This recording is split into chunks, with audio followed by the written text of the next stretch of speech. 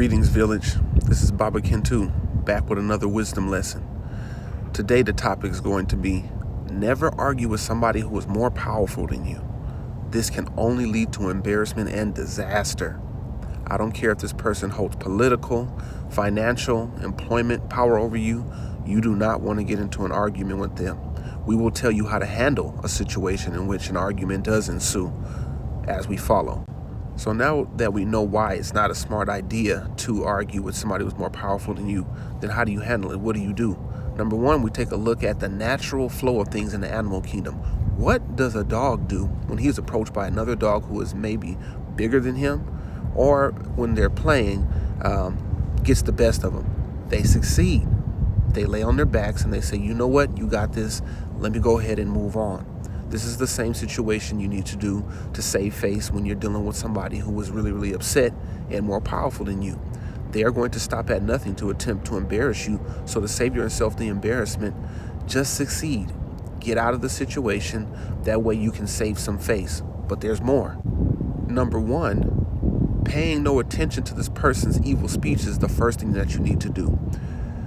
Attempt to calm yourself in any fashion possible, whether it's counting, whether it's saying your favorite song in your head, whether it's deep breathing, visualization. Pay no attention to the words. That is what's going to hook you back into the back and forth.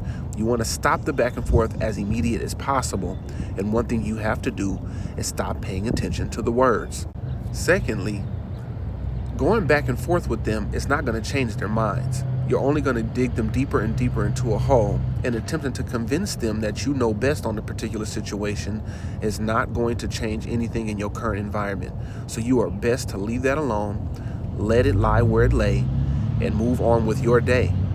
Because like I said earlier, saving yourself the embarrassment, especially in front of other people.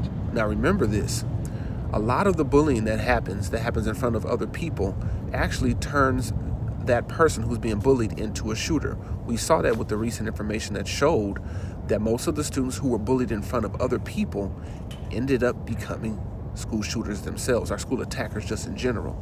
So be very, very careful with that. Going back and forth with this person is not going to change their mind, so just do not argue with them.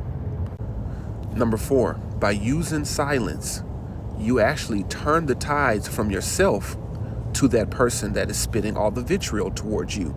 People who are surrounding will now look at that person as if they're attempting to jump on somebody who is weaker. And our psychology says anybody who is helpless, we want to root for that person.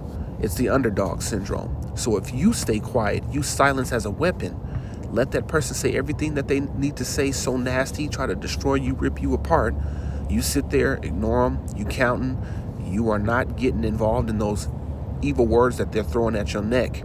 You sitting there avoiding those darts and those blades coming at you, just like a still wind. It's blowing and you're staying calm. And lastly, your self-control will match their hot head. Just like in The Last Dragon, when Bruce Leroy is dealing with this record executive who flies off the handle while he's in his house looking for Fine Laura, Bruce Leroy has him over the fish tank, and the fish tank is full of piranhas. And what he says to this angry person is, hot head needs cool water. And he dunks that head into the fish tank. Now, what this is representing is you're the cool water. They are the hot head. You have to dunk their hot head into your cool fish tank. And how do you do that? By using self-control. This self-control is actually going to make them a little bit more upset, but once again, it is going to save face for you in the long run.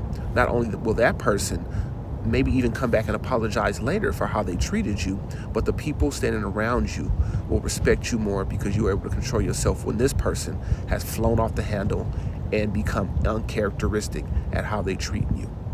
So this lesson is very, very important. Never argue with somebody more powerful than you. This is a wisdom instruction you can use, like I said, in your job, in a relationship, in a friendship, in any type of coexistence with another person or group of people. You can implement these strategies. So once again, this is Baba Kenwoud, and we've given you some wisdom instructions that you can use in your day-to-day life. Peace.